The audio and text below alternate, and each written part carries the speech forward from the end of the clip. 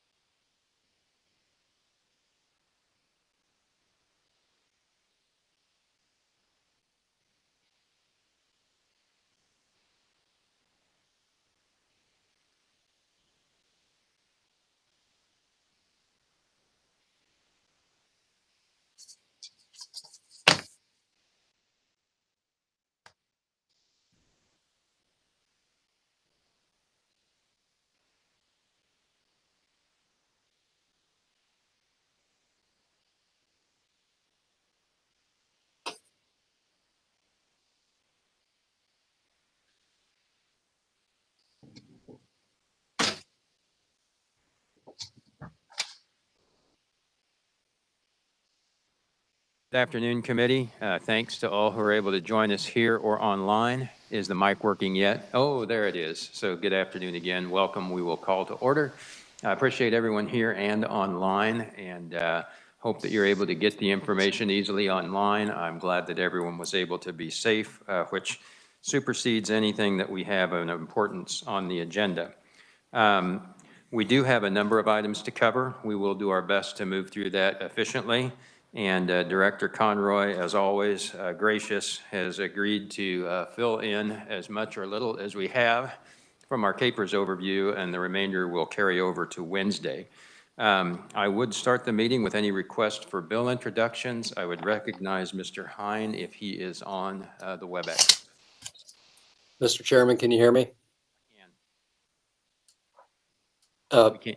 Chairman, members of the committee, my name is Derek Hine. I'm here today on behalf of my client Turo to request the introduction of a bill dealing with peer-to-peer car sharing, and that is 21 RS 0667.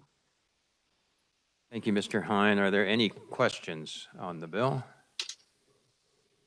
Is there any objection to the introduction? Without objection, the bill will be introduced. Thank you, Mr. Hine. Thank you. Are there any further bill introductions? Seeing none, and are there any hands coming up on the WebEx? All right. Seeing none, we would move to one of the things we had talked about last week was the possibility of working, was it 2072, Representative Riley? That is the RBC date change. I did not have that spelled out on the agenda that you have on your page in front of you. I would ask the committee if there's any concern with that based on who is here. With those who are not in the building also, if you have a concern and would like to be here to vote on it, more than happy to wait till Wednesday if you think it's appropriate for us to proceed with that bill. I think that one is more cut and dried, and I would be comfortable voting on it, but I would like to check with the body. In particular, I would ask if anyone would like us to handle it differently on the WebEx. Be thinking about that and raise your hand, and I would recognize Representative Neighbor. Thank you, Mr. Chairman, and I would second what the chairman said. This bill comes before the Insurance Committee every year. It's a simple date change. It's only technical in nature, and it's not going to have any effect on anything else but that particular area. So without question, I would ask if we could pass this out, House Bill 2072 favorably, and put it on the consent calendar. Thank you, Representative. Is that a motion? Yes, sir. So I have a motion from Representative Neighbor to pass favorably and put on the consent calendar, seconded by Representative Riley. Anyone who is on the WebEx, if you have an objection, we could hold up. But short of that, I think we will move forward. So please raise your hand if you do. Is there any discussion? If there is no discussion or objection, Representative Neighbor, you may close on your amendment. Thank you, Mr. Chair. Thank you, Mr. Chairman. Again, I'm not one to put a lot of things on the consent calendar. There's always a question, but this is a simple date change that occurs every year. It doesn't require any new language. It just requires that one change. And this is though the insurance department can be in compliance. Therefore, I move my motion. Thank you. You have heard the motion by Representative Neighbor to pass House Bill 2072 favorable and be placed on the consent calendar. All in favor, please signify by saying aye. Aye. Opposed, nay. The ayes appear to have it. Ayes do have it, and 2072 is passed. So thank you, committee. That just lets a piece of the process start moving forward and get a few things out of the revisor's office. I thought that one was simple enough to be dispensed with today, so appreciate the committee's agreement on that. With that, we'll move into some of the information that we have. We'll start with an overview from the Joint Committee. We'll go into a little more detail on the drop plan, and then we have a couple of hearings that we will want to move into directly. So to start with the report of the Joint Committee, I would ask if Melissa is online to help us. Yes, thank you, Chairman Johnson and committee members, for the opportunity to review the report of the Joint Committee on Pensions, Investments, and Benefits this afternoon. And committee members, KLRD drafts and publishes the reports of the committee, interim committee meetings of statutory joint committees and certain commissions, oversight committees, and task forces. My comments will focus primarily on the committee's recommendations and conclusions that are found in the gray box on the first 2 pages of the report. And a little background committee on this joint committee, KSA 46-2201 contains provisions establishing the joint committee, whose composition is 5 senators and 8 representatives. The law requires that both the chairpersons of the Senate Ways and Means and House Appropriations Committees or their designees serve among the membership of this joint committee. The Joint Committee on Pensions, Investments, and Benefits was created under 1992 law and is required by statute to monitor, review, and make recommendations regarding investment policies and objectives formulated by the Board of Trustees of KPERS, review and make recommendations relating to benefits for members under KPERS, consider and make recommendations to the standing committees of the Senate specified by the President of the Senate relating to the confirmation of members to the KPERS Board of Trustees, review and make recommendations relating to the inclusion of city and county correctional officers as eligible members of the Kansas Police and Firemen's or KPNF retirement system, and review reports regarding working after retirement exceptions. This joint committee is permitted to introduce legislation as it deems necessary, and 2 of its 3 recommended bills have been introduced and placed in this committee.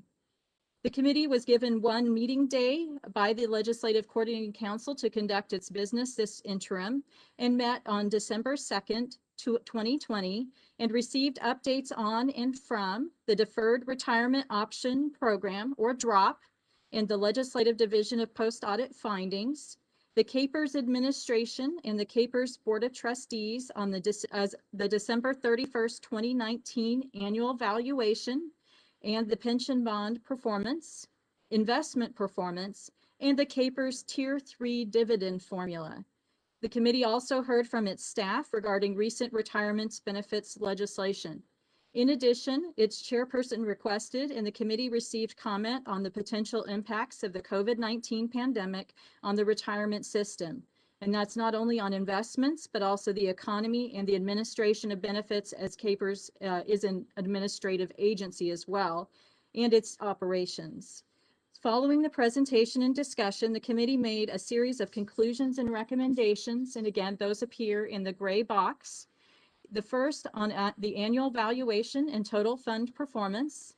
The Joint Committee commends the outstanding work of the KPERS Board of Trustees and the KPERS staff in its continued improvement of the unfunded actuarial liability, also referred to as the UAL. The Joint Committee recommends meeting funding requirements and working with KPERS on its cash position needs to make certain there are certainty and funding available. The Joint Committee made a further recommendation. In this instance, it recommended to not re-amortize prior to the 10-year mark, and presently the legacy UAL will extinguish in 2033 unless such recommendation comes from the KPERS Board of Trustees.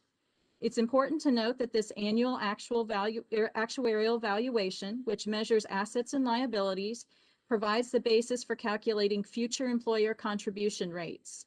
The 2019 valuation is used to set the fiscal year 2023 contribution rates for state and school employers and the calendar year 2022 contribution rates for local employers. And it also serves as the baseline for any cost studies that are conducted during the 2021 session.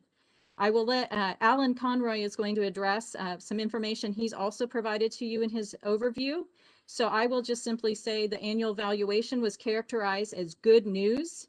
And there were overall improvements, particularly to the funded ratio and contribution rates that Director Conroy will address in his report. Page 3 of the Joint Committee's report also includes a summary of the information that was presented regarding the actuarial valuation, the overall funded ratio, the unfunded actuarial liability, and then those actuarially required contribution rates for state school employers. The next recommendation relates to the Board of Trustees and KPERS administration, and the committee supports the modernization of the KPERS pension administration system. The Joint Committee received an update on the Board of Trustees activities from the KPERS Executive Director, who indicated that the board had approved this project and it serves as the highest priority for the 2021 session, and it's the modernization of the pension administrative system. This system is maintained by KPERS and it provides the functionality needed to collect data and contributions from employers and to process and pay benefits. KPERS started using this system in 2005 and reports that the existing system remains capable of providing processes such as collecting contributions and paying benefits. But due to the required customizations over the years, it has become less efficient and more unstable over time. The KPERS administration and the board made the decision to begin a multi-year modernization effort with the fiscal year 2021 budget. And more information on that project is found on page 7 of the report.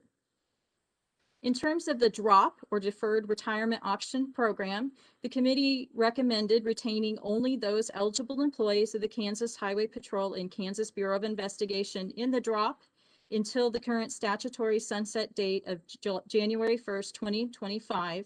And that was in order to gain additional information about these participants and allow the legislature to evaluate the cost and success of the program before considering expansion to other KP&F agencies. The Joint Committee recommended the introduction of legislation that this committee is considering today that would allow participants to extend their currently locked-in periods of participation.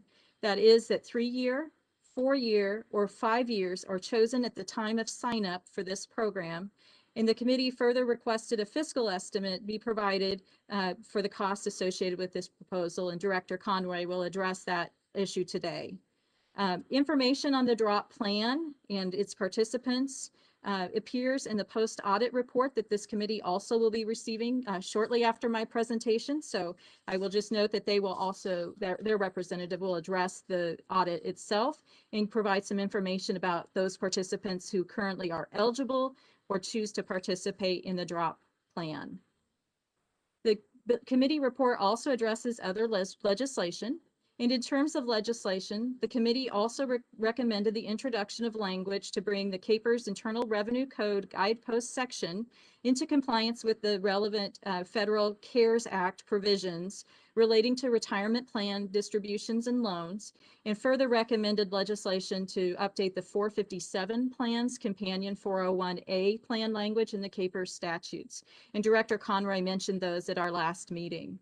And that is in the form of a Senate bill. And then the committee also recommended reintroducing provisions of 2020 House Bill 2452 relating to death and disability benefits and service-connected deaths. The committee is also going to hear this bill today, and that is in the form of House Bill 2063. The next recommendation relates to working after retirement statutes and emergency management. And the Joint Committee noted its discussion regarding the impacts of the COVID-19 pandemic on KPERS staff and the administration of retirement benefits. The committee discussed working after retirement provisions and the temporary waiver of the required waiting period. And I would note here that Kansas law requires a 60-day waiting period, 180 days if the person retires prior to the age of 62, for KPERS retirees who return to work for retirement system employers. This law also governs those returning to a position covered by the Board of Regents mandatory retirement plan, and KP&F retirees have a required 30-day waiting period. The committee also made a more general comment relating to emergency management and disaster legislation and law, and that's included in the report as the legislature continues to look at emergency management beyond the most recent bill, Senate Bill 14, that required the date change and a more immediate action. The committee notes that there's a broader discussion that could be had regarding whether there might be potential legislation that would involve only KPERS, or a more broader issue related to the Emergency Management Act or executive orders of the governor as it pertains to working after retirement, and how to address this waiting period change. So the committee encouraged some consistency in the need for guidance in a future pandemic regarding working after retirement benefits. In terms of KP and F, there was also a recommendation regarding the Kansas Police and Firemen's Retirement System, and the Joint Committee encouraged individual standing committees of the legislature to continue discussion on possible additions to KP and F. The committee acknowledged its prior study and recommendation in 2019 relating to the transfer of employer groups into different KPERS plans and future study topics. And so that, for example, would be the state and local correctional groups. The committee also recognized the ongoing work for a legislative solution for certain employees of the Kansas Department of Wildlife, Parks, and Tourism, and encouraged that this option be examined by the legislative committee before consideration of movement to KP and F. And I would note in 2019, when the Joint Committee considered this issue, it received a review of 9 past interim reports over time that discussed the transfer of employees into different retirement plans. The committee also had one final recommendation regarding the Tier 3 formula, and it recommended that the ongoing review of the Tier 3 dividend formula to provide equity as intended. And just a reminder from Director Conroy's prior presentation, Tier 3 differs from plans 1 and 2 design, as it is a cash balance retirement plan, and it's based on members' contributions and earning retirement credits from the employer, which are then tracked through the member's career. And if you would like to know more about the dividend formula, there is information on page 6 of this Joint Committee's report. Chairman Johnson, that is a review of the conclusions and recommendations from the 2020 Joint Committee report, and I would be happy to answer questions at the appropriate time. Thank you, Ms. Rennick. Committee, are there questions? Representative Riley. Thank you, Mr. Chair. Melissa, a lot of ground to cover. Thank you for doing that. So on that last section, second to last section on the KPNF participation, it was on page 2.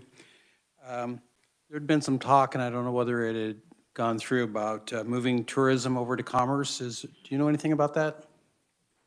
This would not be related to that proposal. I do not know whether that would come forward in the form of an executive reorganization order or at the agency level. This recommendation was in response to legislation offered in the 2019-2020 sessions regarding certain employees of KP Wildlife, Parks, and Tourism. And so that was simply a discussion about whether those officers should be treated differently, and trying to find a legislative solution to best meet the needs of those employees. These would be your game wardens, some of your officers that would be providing assistance in public land operations. Representative Riley. Thank you, Mr. Chair. Just to follow up on that, though, I remember that discussion from last year, and I remember particularly Representative Bleck, who has that background, was very much in favor of this. But the Office of Tourism was put underneath that department, and those folks are a completely different mindset than the folks that are over in wildlife and parks as far as game wardens, et cetera. And so that's why I was wondering whether there had been anything happened to that, because that might make a factor in our discussion of the people that are considered under police and firefighting retirement that are tourist folks. Right, thank you. Certainly, I understand the question now. Representative Riley, yes, this was in response to the bill that was advanced twice, once each session by the Financial Institutions and Pensions Committee at the time. And that was really limited to those employees that were game wardens or public land officers. That would not have included a much broader employee group.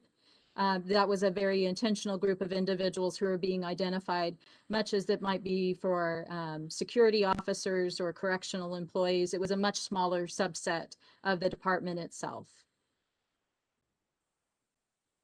Representative Neighbor. Thank you, Mr. Chairman. Melissa, how many years has there been an attempt to do this KP and F Tier 2 added on? I know it's been offered before. Yes, I don't think I can count each year that it's been offered. Since I've been working with financial institutions and pensions, it's been across multiple biennium. And I can certainly provide that to the committee. There was a discussion even prior to a joint committee in 1992. There were discussions, including a special committee on pensions. This has been a long issue longer-term issue that's been studied by the legislature over time, but I'd be happy to provide that to the committee. Thank you, and thank you, Mr. Chairman. Thank you. Other questions, committee? I might add a couple of thoughts, and Ms. Rennick, if you'd correct me if I speak incorrectly. On the first point, we had mentioned, in addition to the good news in terms of the work and management that Khpers had done, the management of expenses and the total return, that we noted the cash target and had wondered if some part of the cash target was related to the uncertainty of payments from the legislature increasing that cash target. And that was something that we did want to follow up on just a little bit, in that a 5% cash target on a 20 billion fund is $1 billion. And some of us get nervous with that number. Anyway, that was one piece that had come up on that. In the working after retirement statutes, again, more towards the Khpers end, we had wanted to make sure that the decisions and the actions that had been taken to make sure that the working after retirement rules worked in the situation that we were in, that we were clear on how that window opened and also perhaps how it closed as we moved into and through situations like the pandemic. We think that might be being dealt with in the Judiciary Committee with the overall issues, but just wanted to follow up that that is addressed in some place. And then on the Tier 3 formula, we might, if we have time to dive into it a little more deeply, look at what was our target return that we had hoped to achieve for Tier 3 employees as participants, and is our formula getting us in that range as we look at that going forward, now that we're fortunate to be moving down on the liability rather than up. We might have a chance to take a breath and make sure that it's working as it was designed. With the design, we had models, but having real experience we thought might be useful now that we're 5 years in. So just some other points that I remember more from the discussion, and certainly not trying to go any deeper in the report. But if I had that accurately, I'll look if there are other questions or comments to correct that. Mr. Chairman, I would agree to those comments that you've provided and just say that this committee met December 2nd and was trying to also anticipate what calendar year 2020's results would be, laying over at the pandemic itself and some of the volatility in the markets.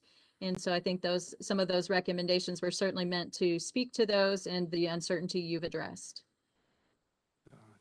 Thank you. There are no further questions on this topic. Thank you for the overview and reminding us the jumping off point that we have from the interim committee. And those are the two bills that we will be hearing today that Melissa just mentioned to us in the interim report. So from that, we would move to an overview of the post-audit related to the drop. And if, Andy, if you'll help me pronounce your last name correctly, I'll turn the floor over to you. Hi, my name is Andy Brienzo from Legislative Post Audit. Can you hear me okay? You can. Excellent. So this audit we completed in September of 2020, and it answers two questions about drop. So the first one is how drop affects state agencies, and for that we tried to look at it in kind of a holistic way, looking at the cost to KHP, KBI, and Khpers, looking at retirement decision-making, looking at staffing. And I'll get to all those details in a minute. And then the second question was how Kansas drop compares to similar programs in other public pension plans. And for that, we looked at some neighboring states. I found actually that Kansas drop compares pretty well with other similar plans. But before I get into that, let's go, for anyone who's following along in the audit report, to page 2, where you can see the sort of bottom line answer to question 1, which is that we thought drop appears to help agencies keep experienced staff without significantly increasing costs. So as Melissa mentioned just a moment ago, and as you can see towards the middle of page 2 there, the legislature created drop within KP&F specifically for KHP originally in 2015, and then KBI in 2019. And those members from those two agencies are the only ones who are eligible. There was some talk during the 2020 session about potentially expanding it to other KP&F employers, of which there are currently 112. That legislation didn't pass, but we looked at some topics related to what that may have done. And that's a little bit later in the report, and I'll go over that at a pretty high level since that's not currently being actively considered. So if you go to the bottom of page 2 and then into page 3, we get into a little bit of the mechanics of how this program works. So basically, once a KHP or KBI staff member is eligible for retirement, they have 3 options. So they can either retire and stop working. So of course, they stop earning their salary and they begin receiving their monthly retirement benefits. It's a typical retirement. They can keep working outside of drop. So this is just continuing to work as they've done throughout. They will keep earning their salary. And critically, they will keep accruing service credits. And the third option is, of course, to keep working and join drop. And if they do that, they keep earning their salaries, but they stop accruing their service credits. So KPERS calculates what their monthly retirement benefit would have been if they'd chosen retirement instead, and then starts crediting that amount to their drop account. And depending on how well the KPERS trust does, they can also earn up to 3% annually in interest. Now, when they decide to join the drop, they have to choose how many years they will participate in the program. They can do 3, 4, or 5 years. Of course, right now, that is an irrevocable decision. If they stay for at least 3 years, they get to keep that interest that I just mentioned. And if they don't, then they forfeit that, but they still get the retirement benefit amounts that were credited to their account. And for those following along in the report, the top of page 4, figure 1, has a pretty good graphic representation of what this looks like. There we compare a typical retiree who works for 25 years and then retires with a drop participant who works for 25 years, joins drop, and works for another 5 years and then retires. So that situation is illustrating drop working as intended, which is, of course, to incent retirement that is deferred from when the member originally intended to retire. Now, that doesn't always happen. Sometimes people may join drop in anticipation of a pre-planned retirement date, but this is how the program is intended to work. So moving down on page 4, you'll see that in order to understand better how drop impacts retirement decision-making among KHP and KBI staff, we sent out an electronic survey to 111 drop-eligible current and former employees.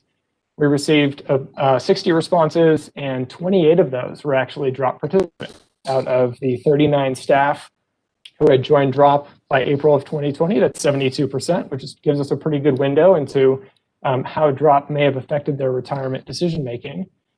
And in figure 2 at the top of page 5, you can see that most drop participants who responded said that the program has been very or extremely important in some of their retirement decision-making. So this is things like retirement planning, determining when to retire, and then, of course, financial security in retirement. And figure 3, you can see that 18 participants said that the primary reason why they joined drop was because it was financially more advantageous to them than other options. So moving on to page 6, you'll see that we dug a little bit more into KHP. Drop participants. So as I mentioned before, KHP got access to the program in 2015. KBI only got access in 2019. So we had more data on KHP participation and their employees' drop and retirement decision-making. If you go to the top of page 7, you'll see figure 4 shows that KHP drop participants will likely work more years on average than non-participating retirees. So this assumes that everyone from KHP who elects drop for 3, 4, or 5 years works through the end of their drop period and completes the drop period that they've selected. But you can see that assuming that happens, drop participants at KHP will likely work more years on average, and they'll work to more advanced ages on average. But as you can also see in figure 4, the years that KHP drop participants and non-participants are working are starting to converge to the point where in 2019, drop participants, assuming they finish their drop periods, will only work for 2 years longer on average than non-participants. At the bottom of page 7, you'll see that there were a couple of additional, maybe more granular staffing issues that KHP was hoping DROP would address. So the overarching goal, of course, is to get experienced staff to work longer than they may have otherwise, 3, 4, or 5 years longer. But KHP in 2015 also was hoping that DROP would help them with a couple of additional things. So one was that they didn't feel they had enough road troopers. These are the frontline law enforcement staff who are actually patrolling the highways in Kansas. They also identified 65 understaffed counties that they were hoping DROP would help them address. Now, we found in our analysis, you can see this at the bottom of page 7 and on to the top of page 8, that DROP may actually be more effective for retaining higher ranking administrative staff who are not actually those frontline law enforcement staff that they were targeting with this program. So administrators during 2016 to 2019 made up about 14% of KHP retirees, but 36% of DROP participants. And then by contrast, the frontline staff made up about 83% of KHP retirees, but only about 64% of DROP participants. So frontline staff are actually proportionally underrepresented among DROP participants. We also found that only 8 participants had come from those 65 counties that KHP had identified as understaffed in 2015. They came from 6 of those 65 counties. So it also may be less effective for retaining staff in those types of counties. Now moving down on page 8, you'll see that only about 32% of eligible KHP and KBI staff had joined DROP by the time we did this audit. So this was April 2020 data. 39 of 121 staff had elected to join DROP. Now, on average, those staff had 28 years of service. And remember, participant service credits are frozen as soon as they enter the program. So current employees who were eligible but hadn't joined yet only had 22 years of service on average. So we think that probably some of those staff will join DROP once they accrue more service credits before they're willing to freeze that number. And then in figure 5 at the bottom of page 8, you'll see that we had 10 non-participating employees tell us they do plan to join DROP. This is referring back to our survey that we conducted. We had 5 who were unsure, so of course they could join or not. Now on page 9, we get into some of the costs associated with this program. So we looked at administrative expenses of the 3 agencies that are primarily involved. So it's KHP, KBI, and KPERS. We looked at staffing expenses at KHP and KBI. And then we looked at the KP&F pension plan. And in all, what we are hearing from agency staff is that DROP has not significantly increased administrative expenses. So none of those 3 agencies have had to hire extra staff. And KHB officials told us they've only had to do about $145,000 in IT upgrades to handle this program. DROP also isn't creating any new staff expenses for KHP and KBI. So these are participants in this program are actually staff who were already there. They were already being paid.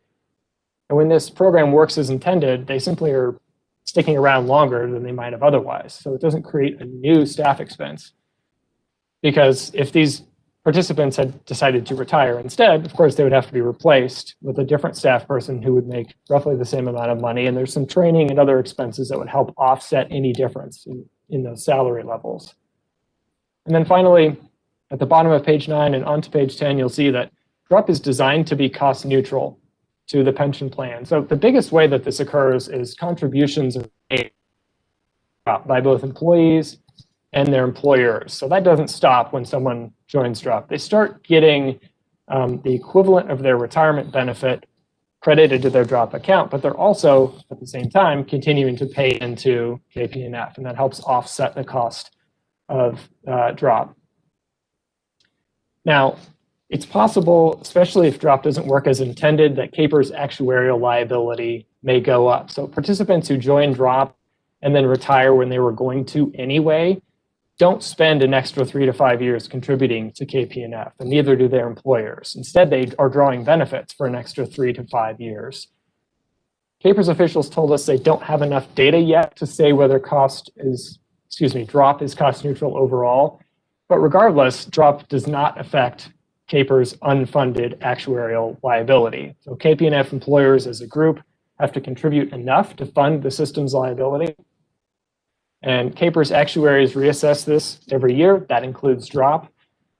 So if drop does one day increase the unfunded actuarial liability of KPN, then the employers will have to pay an increased rate to cover that. But Khp's actuaries told us that drop itself has likely not affected that rate yet. So moving on to page 10, this is where we get into the potential effects of expansion to all 112 KP&F employers. So we did this work, as I mentioned, based on 2020 Senate Bill 343, which envisioned expanding it from just KHP and KBI to all KP&F employers. And of course, that didn't pass. But in order to understand sort of what might happen if that were to pass, we talked to several KP&F employers across the state who don't have access to the program yet, and they were all pretty positive about it. They thought it was a useful recruiting and retention tool.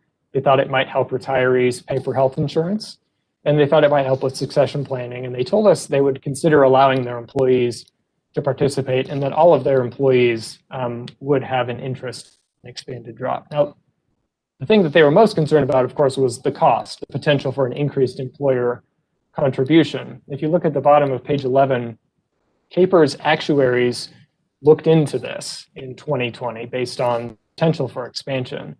And they came up with 3 scenarios, each of which would increase the employer contribution rate slightly.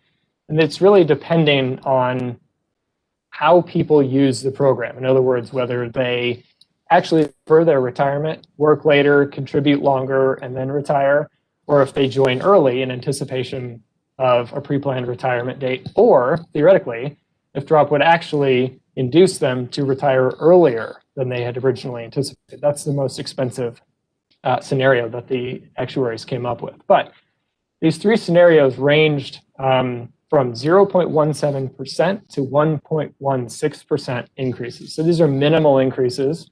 And regardless of what happens, the scenarios created by the actuaries do not envision an increase in the unfunded actuarial liability because, of course, the employer contributions are going up to prevent that. Now, part of where this is coming from, part of why these increases are relatively small, you can see on page 12 is answered by our question 2. So we looked at Kansas drop and several other drops in Colorado, Iowa, and a couple in Nebraska, including the City of Omaha's program, which Khp's officials told us is the model for Kansas program. And Kansas drop already includes most of the elements that these other programs use to achieve cost neutrality. Page 13, figure 6 there provides a pretty good overview of how Kansas compares to the other programs that we looked at. And it compares very favorably. So nearly all of the elements that these other programs use to achieve cost neutrality is in place already in Kansas. The one that has the fewest elements of cost neutrality is Nebraska's program, which partially because of costs has actually been closed to new participants. And that is the one that is the least like the one here in Kansas. So we looked at a couple of different elements that weren't in place, talked to Khp's officials about it, but they really cautioned against changing Kansas drop based on other programs at this point. They said it's important to continue collecting data on KHP and KBI's experiences with drop so that any future changes like expansion to the rest of the KP&F employer group could more accurately predict what the cost might be.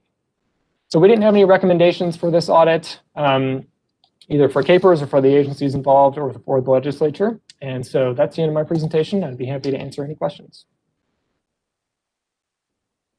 Committee questions? Representative Proctor. So thank you, Mr. Chairman, and thank you for that presentation. I want to make sure I understood what you just said. A member who enrolls in the DROP program ceases to accrue more years for the multiplier for their final benefits, but I don't know that you said this, but I inferred from what you were saying that the additional liability comes from the fact that their salary will continue to increase for that final calculation of those high 3 salaries. Is that correct? So you're right to say that their service credits are frozen when they join Drop, because it's as if in that respect they have retired. They could receive some salary increases between when they join Drop and when they retire. The biggest, according to our understanding, according to our conversations with the actuaries and with Khpers, the biggest factor that could increase the actuarial liability to KP&F based on this program is actually member behavior. So to the extent that it's possible for members to be induced actually to retire earlier because of the drop for whatever reason, that would be the biggest factor that would increase the actuarial liability. If the program functions as intended and people actually defer retirement beyond when they had originally intended to retire, then it is designed to be cost neutral in that specific scenario, when to the extent that that is occurring. But if people are retiring earlier because of the drop, that could increase the liability. Thank you. Thank you, Mr. Chairman. Thank you. Other questions, committee? So I appreciate the overview, and it is that behavior piece that is key to the cost. And as we look at that, I think page 7 started to get to that and the chart that was there. Do we have any data yet on whether that retirement age appeared to be moving a year or two earlier, which would be the liability potential increase, certainly if everyone just follows? And I planned on working 34 years. I worked 34 years, and this induced me to work 2 more. We are in agreement that that would be cost neutral. But if I planned to work 34 years and I worked 32, and then I extended for 3, perhaps that would have changed the overall liability to the plan. Does the data on page 7 give us any indication that that might be happening, or other data that we collected? So let me make sure I understand your question. It sounds like you're asking whether we have data to say whether people are joining Drop in anticipation of a pre-planned retirement date rather than actually deferring. And is that right? Just to add some specificity to that, since it's hard to know what intent is, I wondered if we had any apparent change in the number of years that someone worked or the age at which they retired from prior to 2016 to present. It looked like in that chart, I'll scroll back up, that the difference in years might have been collapsing, but I don't know if I'm reading that into it or if it has any relation to that. So we don't know exactly why the participant average years worked and the non-participant average years worked appear to be converging between 2016 and 2019. In 2016, it's clear that participants were working longer careers on average, significantly longer careers on average. As you point out, they are converging, but we don't know exactly why that might be happening because, as you say, we can't know what people's behavior would have been in the absence of the program and what exactly Drop is doing to change what their retirement decision making. Now, we try to get at that to some degree with the survey. This is in figure 3 at the bottom of page 5. One of the options that we gave people when asked primarily why they joined Drop was that they were going to delay retirement anyway. So this is the concept of them joining Drop because they were going to work anyway, and it didn't make any difference to what their choice was as far as how long they were going to work. Very few people indicated that, but of course, we don't know with certainty why the numbers are converging or what the counterfactual would be. In other words, what they would have done if Drop didn't exist. Thank you for you and Khpers. If there's any idea of what the average age was or the average years worked were that we can measure from prior to 2016 and through the program, we might try to monitor that to see if there's any indication. although that wouldn't be definitive either. A couple of questions as we looked to who participated, et cetera, that we had wanted to keep frontline workers, and we had wanted folks in the 65 counties. Helpful to get that sense. I would wonder if I try and look at both sides of the coin, if I did have 64% who are frontline workers, is that still a meaningful number that I may have changed behavior on while I did get a lot of administrative folks and disproportionately administrative folks? Let's see, if I put that 64%, how many would that be that I might have kept on the front line?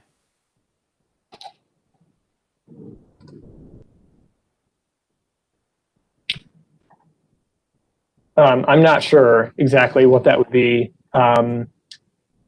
So no worry. Thanks for the information. The other thing, just again, to try and get a sense, while only 8 of the 27 were from the 65 counties that I wanted, what is the distribution of folks between those counties if there's a preponderance in the other counties already, and 8 was a relatively high percentage of those in those counties? Am I still thrilled that I got 8? So just trying to get a good handle on the achieving of those objectives, although very helpful to get that information, and I was just wanting to go a little deeper in it. Sure.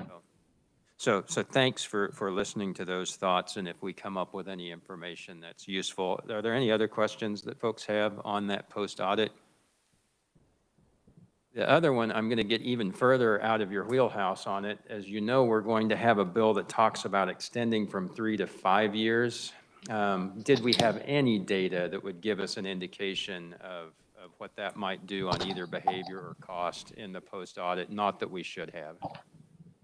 No, we don't know exactly what that would do. The only thing that I could speculate is, so Khpr's actuarial consulting firm told us that later retirements are beneficial financially to the system. So to the extent to which allowing members to initially select 3 years and then change their mind and work for 5 years, to the extent to which that pushes people to retire 2 years later than they would have otherwise, that could have a benefit to the system. But again, because we can't know what they would have done without the program, we cannot speak to exactly what would have happened. That would be a question for the actuaries, and probably based on gaining a little bit more data on the KHP and KBI experiences. Thank you. Other questions, committee? Seeing none, thank you, and thank you for the perspective on that last question, Mr. Brienzo. Appreciate your work. Mr. Chairman. Oh. Do we have? Yeah, Mr. Chairman, this is Mike Dodson. I have a quick question if I can. Yes, Representative Dodson. When you look at the trying to analyze the change that might come about with this, what is the total number of participants in the state of Kansas right now? And what does this represent as a percentage of that number? So at the time that we did the audit, let's see, this is on page 8. We have some statistics on this. So at the time that we did the audit, which is April of 2020, is when we gathered the data that we used for this audit. So it's a little bit dated now. But 121 employees from KBI and KHP could have participated, and of those, 39, or about 32%, had actually done so. Well, I meant what's the total number in the state of Kansas now? Who are currently participating? Isn't this an addition? I may have misunderstood this, but since I'm new, please forgive me. Isn't this suggesting that this is an addition, and this analysis is meant to analyze that addition to existing plans?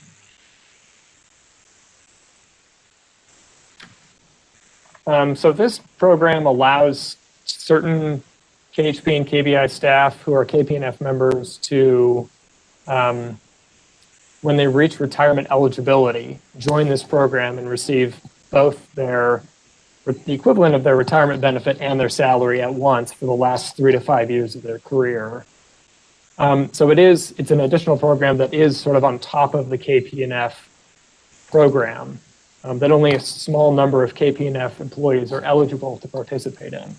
Is this program not current under CAPERS? That is, if you're an employee in the city of Manhattan, this is not one of the things you're eligible for? That's right. So of the 112 KP&F employers, state and local employers, only KHP and KBI staff are eligible to participate. So there's about 565 KHP troopers and KBI agents. There's about 7,500 total KP&F members. So the majority of KP&F members are not eligible to participate. All right. Thank you very much. Thank you, Mr. Chairman. Thank you, Representative. And again, thanks for the answer. Are there other questions? You can raise your hand, or I'll give you a moment to cut in on the WebEx.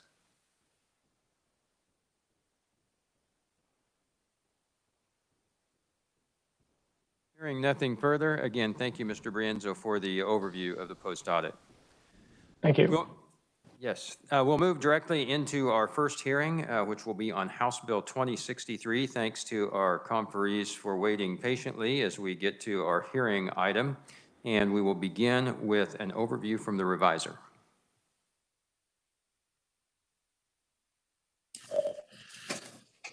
Good afternoon, Mr. Chairman, members of the committee. This is David Weiss with the Office of Reviser Statutes. Can everybody hear me okay? Yes, we Great. Yes, House Bill 2063, as Melissa indicated in her presentation, this was a bill recommended by the Joint Committee on Pensions, Investments, and Benefits. This is a reintroduction of a bill from the 2020 session, House Bill 2452. And that bill actually passed the House last February, 125-0. Made it to the Senate. The Senate Committee on Financial Institutions and Insurance recommended the bill favorably, but just due kind of to the abrupt nature of the session last year, the bill did not come above the line on the Senate side. So it just kind of was a victim of the early dismissal of the session. What this bill does is provides additional benefits for Kansas police and firemen or KP&F Tier 2 member, spouse, and children if the member dies from a service-connected disability.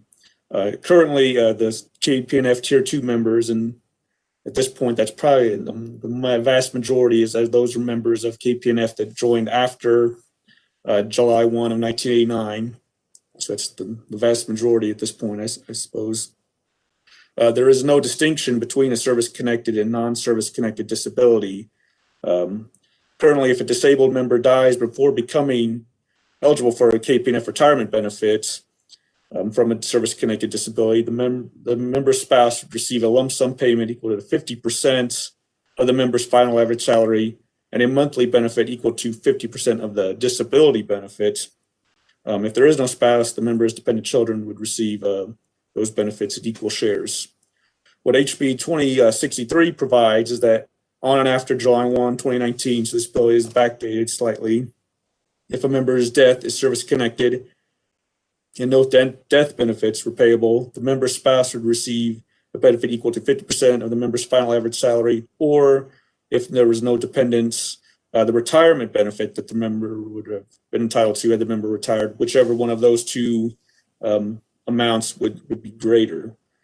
The bill also provides some benefits to the member's children if they are under the age of 18 or under age 23 if the child is a full-time student. Each child would receive an annual benefit equal to 10% of the member's final average salary.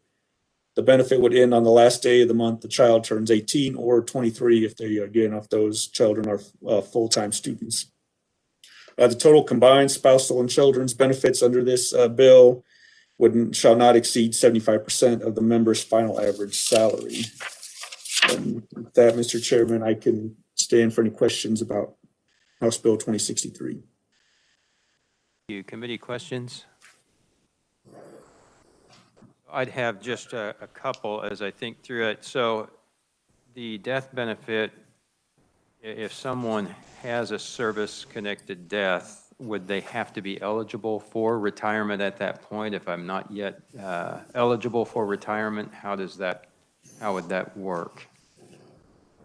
Yes, this benefit is if you have been disabled, but then you did not, survive long enough to make it to that retirement age. If you get disabled and then hit the normal retirement age, then that you can get kind of retired in that sense, and then you can draw your retirement benefit. This is in kind of, if you have a service-connected disability and don't get to retirement age, so that these benefits would kick in at that point for the spouse and the children. Okay, I will keep making sure that it's clear in my head, and thank you for that explanation. And currently then, there is no benefit for the children either in the current law? Not if there is, only if there's like no spouse currently, then the dependent children can receive the benefit in equal shares. But if there is a spouse involved, the spouse gets that lump sum of the final average salary and then the 50% of the disability benefit. That's all there is currently. Thank you. Other questions, committee? Seeing none, thank you for the overview. With that, we would look to research or whoever might have a fiscal note to review for the committee.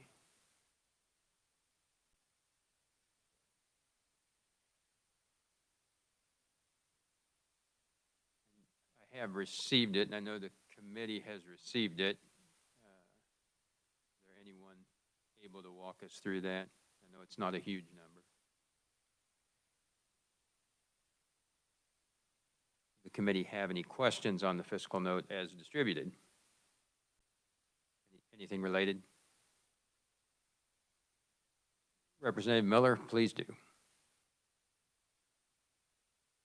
According to Capers, the agency's consulting actuary completed a cost estimate on the proposed changes. The study indicates that the benefit changes contained in HB 2063 would increase the employer contributions by $222,000 or 0.04% spread across all 112 KP&F employer members, including both state and local governments. With regards to the actuarial costs, the enactment of the bill would result in the increased unfunded actuarial liabilities totaling $91,000, with a corresponding increase in the unfunded actual payment rate of 0.01% over a closed 20-year period. And then it goes on to say there'd be certain administrative costs, but they'd be negligible. Thank you. Any questions or clarification? Saying 91,000 in an unfunded liability and the percentage, that's hard to get that definite in rounding, I would think, on that. What is our unfunded liability as for the KP&F plan? Okay, so thank you. That's more than fine. Seeing no other questions, we will move on from there, but I would actually start with our neutral testimony from the Capers Department, and then we will move into our proponents. Normally, if there are other neutral conferees, I will have them go later, but Director Conroy, I'd like to have your words if we could.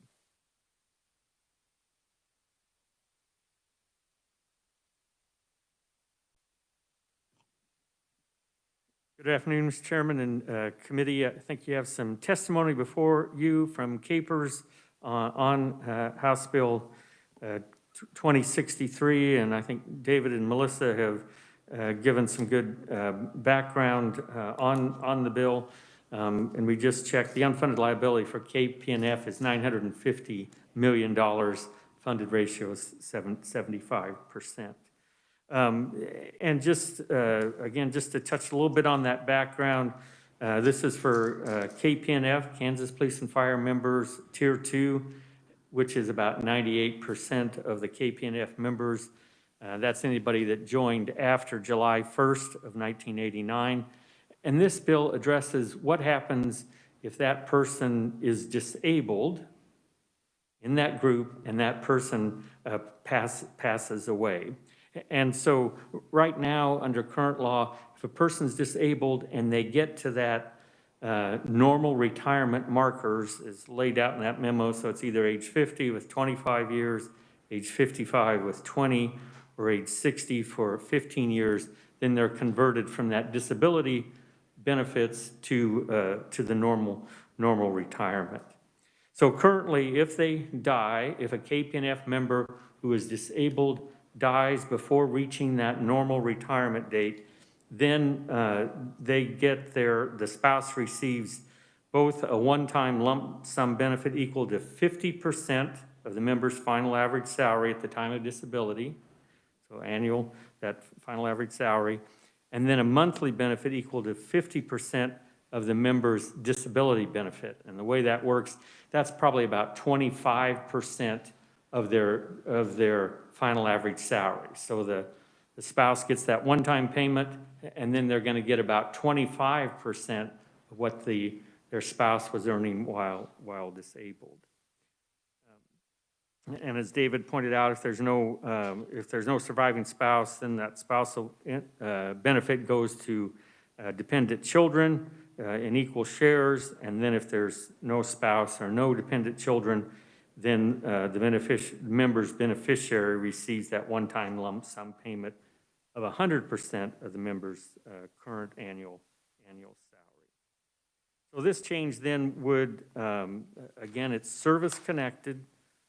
They're disabled because they're service-connected, then the benefit structure would change. And as noted here at the top of page 2 of the testimony, this does say, this does make the bill retroactive to July 1st of 2019.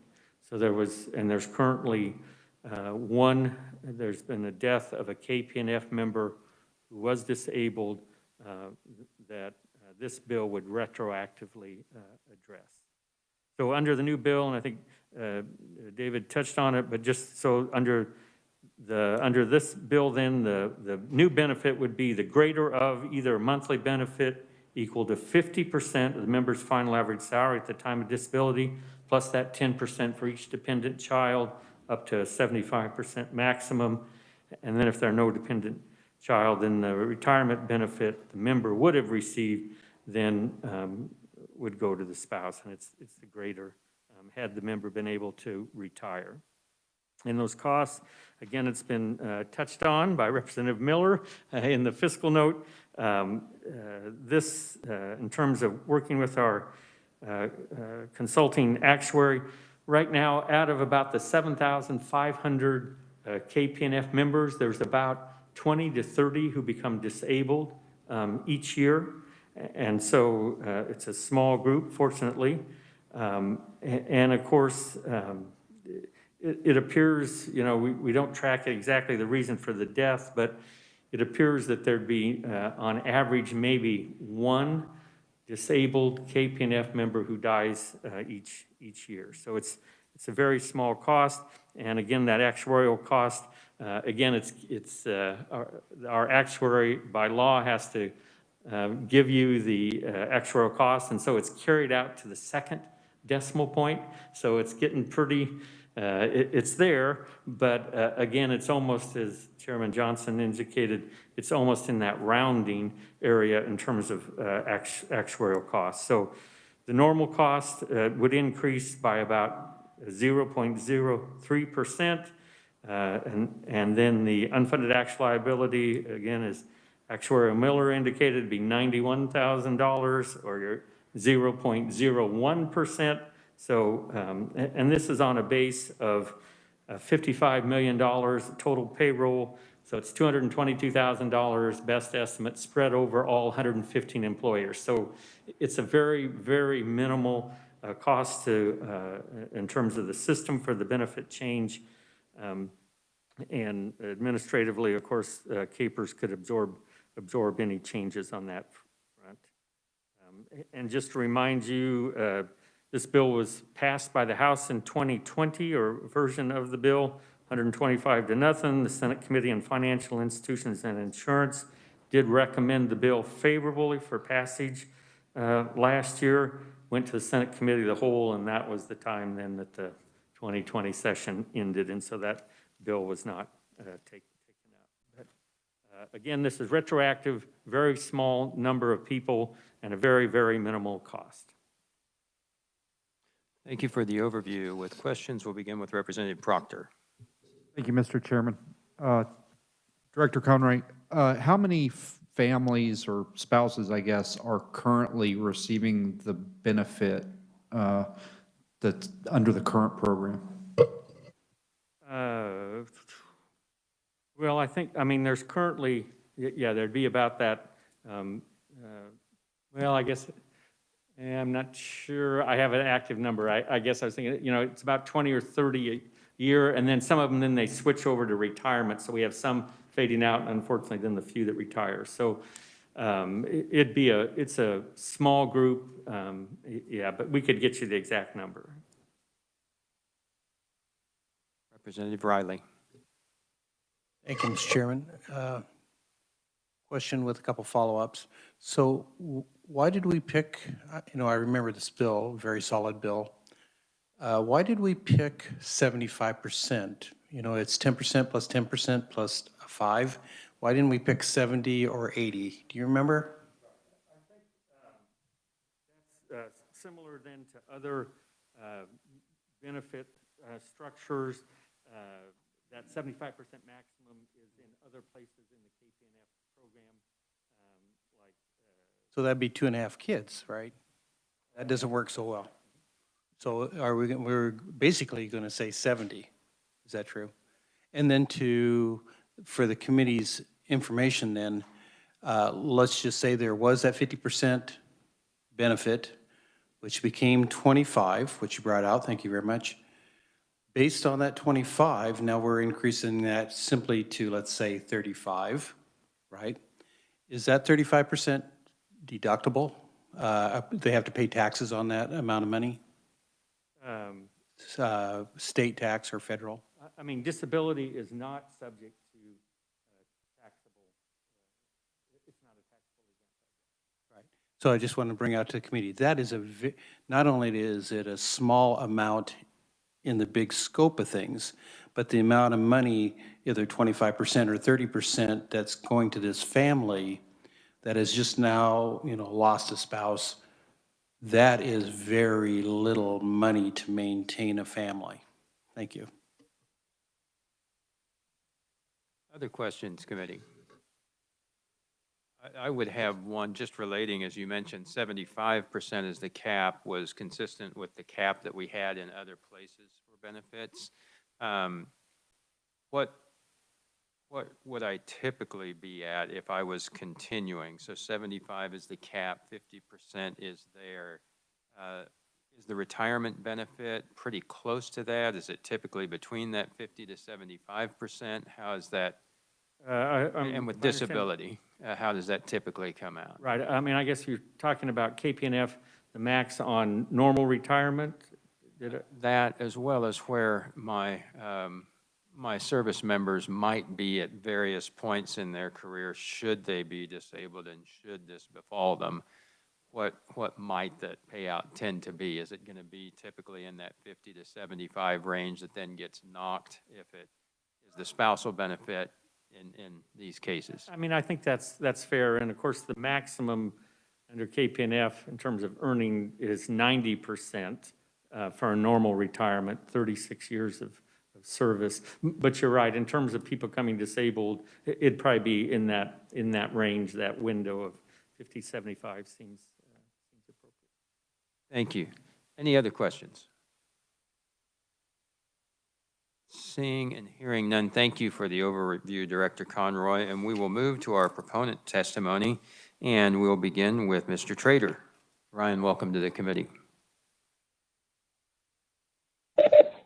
I just wanted to check my mic. Does that sound correct? Very good. Very good. Okay. Well, thank you for letting me come virtually and speak to you today on House Bill 2063. I think I'd like to first disclose that I am a trustee for the KPERS board, and my testimony today is my own and does not reflect the KPERS board. Hopefully my testimony can add some clarity today. It's going to offer a perspective as a KPNF member and probably provide some background context why this bill is important. I'm a third-generation firefighter. My grandfather and my father both worked for the Kansas City, Missouri Fire Department. My brother works currently as a firefighter in Kansas City, Kansas.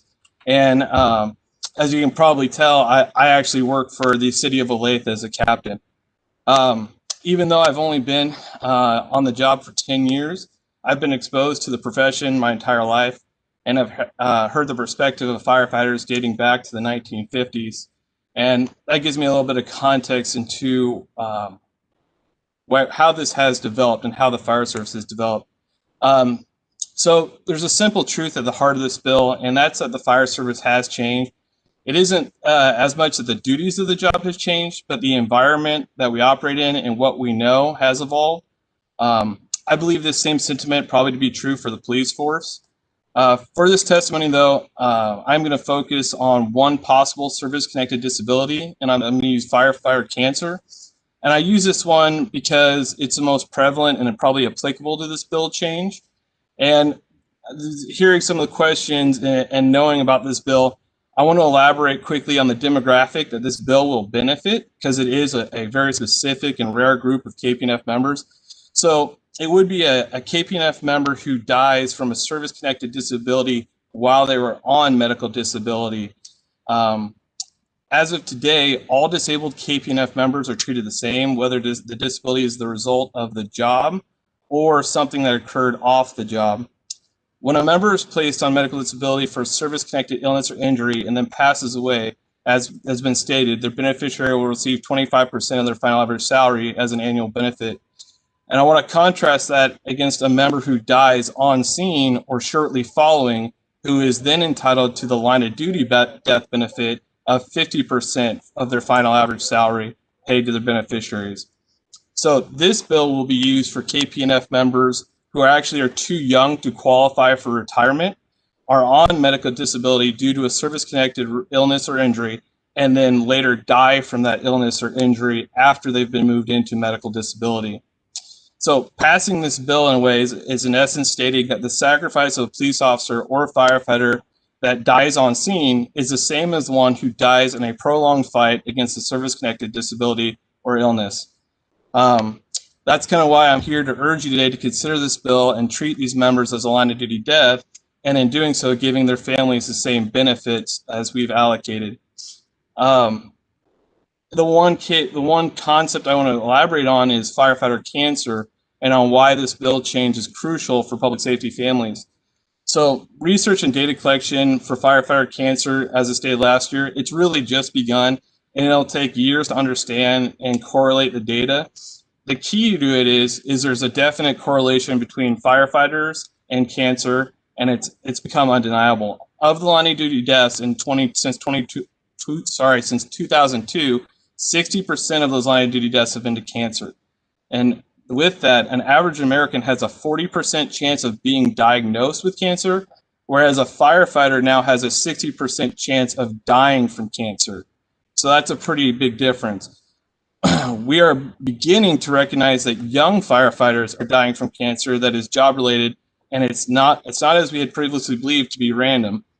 The recent discovery of firefighter related cancer is just one example of a cause of service connected disability death that is currently being overlooked by the KPNF or CAPER statutes. So House Bill 2063 was created to protect the families of firefighters and police officers who have been unrecognized under the current structure and rightfully deserve those line of duty death benefits. Of course, being a KPNF Board of Trustee member, I know we have to consider the funded ratio in the UAL. So I also want to put it on the other side. So I know as a committee that one of the main questions will be how will this bill affect CAPERS? And going from the other side of that, a well-paid firefighter with around 15 years of service and experience in the state of Kansas will earn $60,000. 15 years is used because that's when they would become vested into the KPNF system. So they would earn around $60,000. If the same firefighter dies of a service-connected disability today, his beneficiary will receive an annual lifetime benefit of $15,000. With the passing of House Bill 2063, that benefit would increase to $30,000 annual benefit. A minimal cost, I know it's not exact, to the $23 billion system, is still an incredible impact to a family that has just lost a loved one. The occurrence of these events is rare because of the ineligibility of a member to retire at that age, and a majority of line of duty deaths events are immediate. So, in closing, no firefighter enters the fire service fully knowing the consequences of the job. I doubt you'll ever hear one complain about the unforeseen consequences like the rate of cancer, PTSD, or cardiovascular death. Both police and firefighters have come to accept both the risk of sacrificing their life on an active scene and the risk of running hundreds of calls per year that could lead to a life-ending disability. So with that, I urge you to change the perspective on the definition of light-in-duty death and use House Bill 2063 to correct the oversight that is currently in the benefit structure. Thank you. Thank you, Mr. and Trustee Trader. Appreciate you joining us and helping with your perspective. Committee questions? I would have one. You'd mentioned, and I think it is important to consider comparing it to what happened if the death occurred on scene. And are those benefits the same, the 50, the 10, and the 75 cap? So is that identical across the board? Yeah, that change was made to match that if they had died a line of duty death on scene. So it was bringing them to be equal. Thank you. Other questions, committee? Seeing none and hearing none, thank you for your testimony. We'll now move to Ms. Katie Wells. And if I saw you on earlier, if you've been able to hang with us, please join and share your perspective. Good afternoon. Yes, I'm here. Thank you. I want to thank you for having me today. Can you hear me? Can you hear me okay? Yes, we hear you well. Okay. Thanks. Thank you.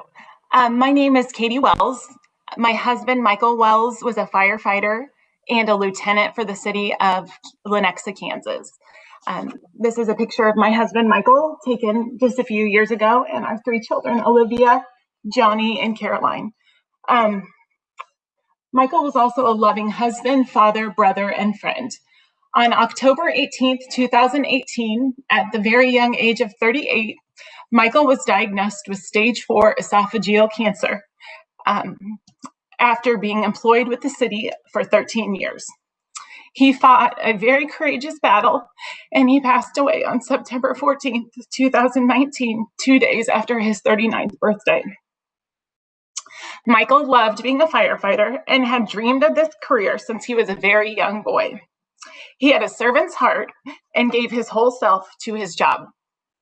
I always, as a firewife, had the worry that he might not come home from a fire, but I never dreamed he could get cancer and slowly die from his job.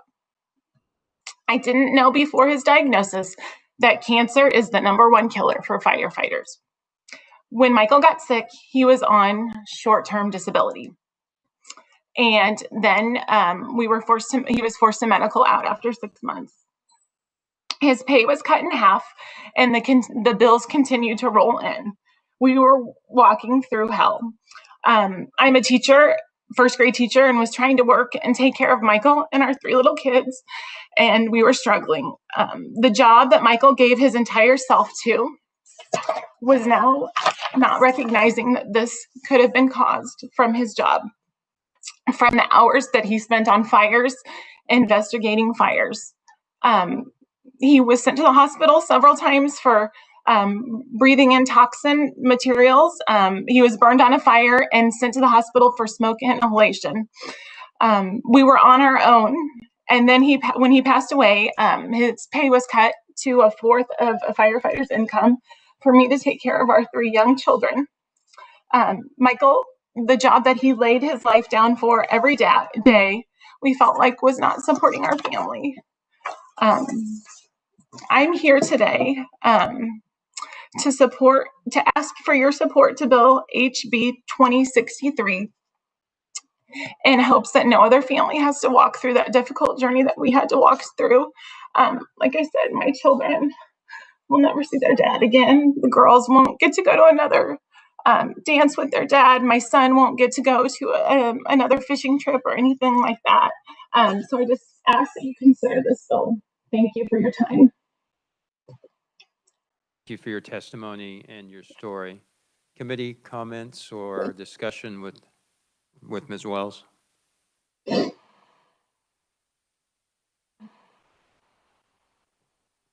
Representative Riley. Thank you, Mr. Chair. My comment just goes back to exactly what she was saying, that I think the disability amount is too low.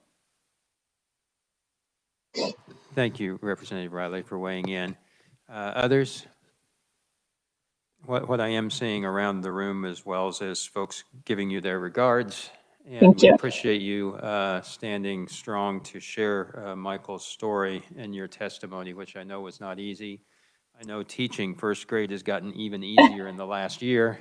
So anyway, thanks for all that you continue to do. Thank you. Thank you for your testimony. The next proponents that we have, I believe, are written only from Ed Klump, lobbyist with the Association of Police Chiefs, Mick Shanks with the Fraternal Order of Police, and Dennis Phillips with the Kansas State Council of Firefighters. Were any of these or anyone else wishing to appear as a proponent of 2063? Seeing and hearing none, I'd again direct the committee to the written testimony that we do have from each of the three that were just mentioned. Moving to the next section, is there anyone wishing to appear as an opponent to House Bill 2063? Seeing none, is there anyone else wishing to appear neutral? And anyone else at all on 2063? Representative Miller.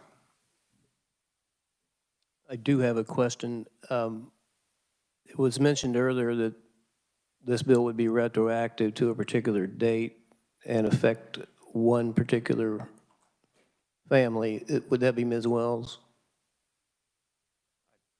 I believe that it would be. I don't know if that information is meant to be kept confidential to any purpose, but well, I think most of us would hope that that is the case. Yeah, it puts me in a tough spot because I appreciate confidentiality, but I would also like to see an amendment to make sure that family was covered. So if the two can meet, that'd be my request.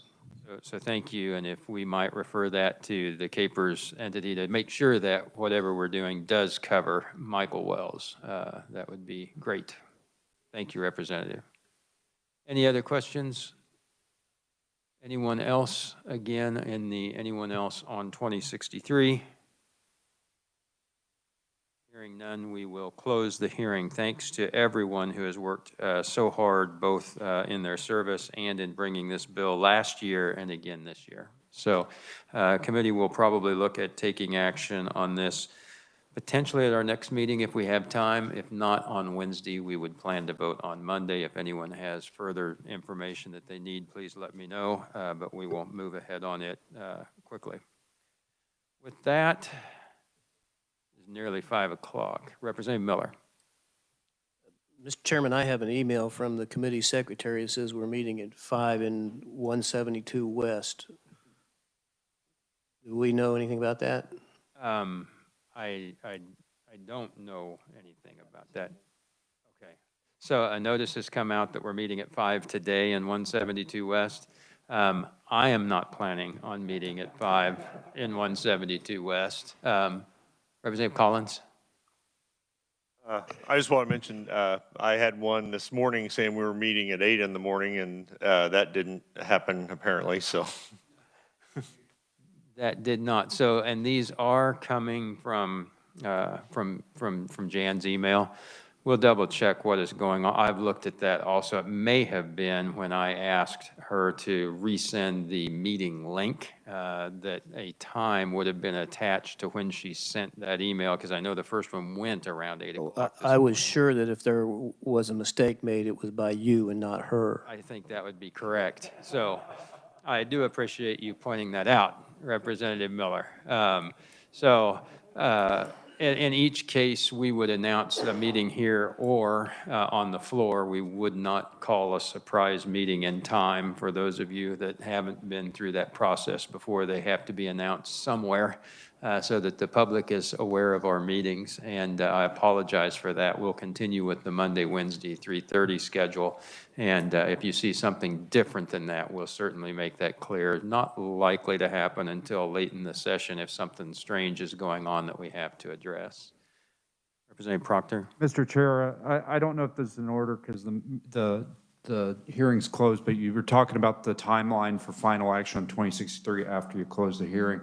I really feel like I'd like to know the answer to the question of how many families are in the same situation as Ms. Wells that are not going to be covered by this bill before I feel comfortable moving to final action on this. So thank you for the question, and we'll work to find the information that we can get from KPERS, and perhaps that will take us to next Monday rather than Wednesday to make sure we get those answers. If there are a number of questions, do get those to me or directly to KPERS. They're always great at getting us information. With that, I would like to look to KPERS for just a moment and see. I don't believe we have any conferees on 2064, which is listed for hearing today, other than KPERS. I would ask if there were other conferees to 2064, if they make themselves known, proponent, opponent, or neutral. Sometimes unusual to have no proponents for a bill, but if not, I'm wondering, Director Conroy, if we might move both of these items to Wednesday and have the hearing on 2064, as well as enjoy the overview and the funding information that you have, if that is possible with your schedule. And seeing that, if staff is also able to make that change, I know Revisor Weiss, that would be a change for you to Wednesday to give us that overview on the bill. Is that possible? Yes, Mr. Chairman, that's fine. Thank you. So with that, we will move the remainder of the items on the agenda with 2064 and the overview from KPERS to our Wednesday meeting. And is there anything else for the good of the committee? If not, thanks to everyone for participating. Thanks to everyone for being safe who have made the choice that was right to be on WebEx. And we are adjourned. We'll see you Wednesday.